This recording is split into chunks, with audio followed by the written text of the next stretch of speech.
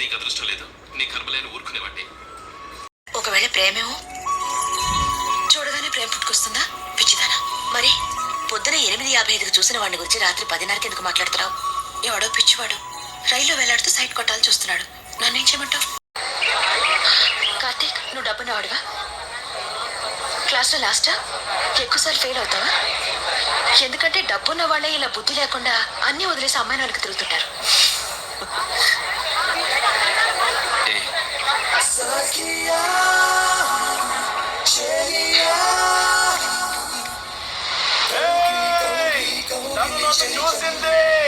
నన్ను చూసి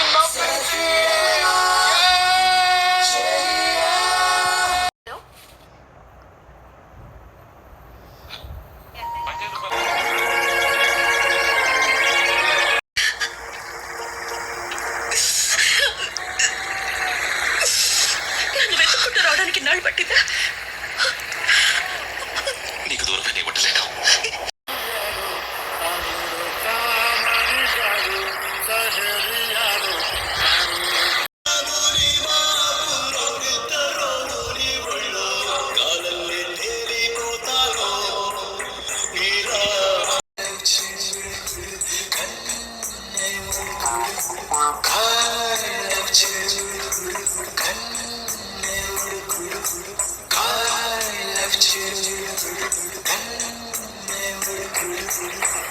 ఎవరు కాదన్నారు?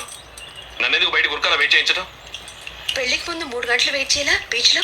ఇప్పుడు 10 నిమిషాలు వెయిట్ చేయలేవా? అది వేరు. వేరు అంటే అది అప్పుడు పెళ్లి కాక ముందు.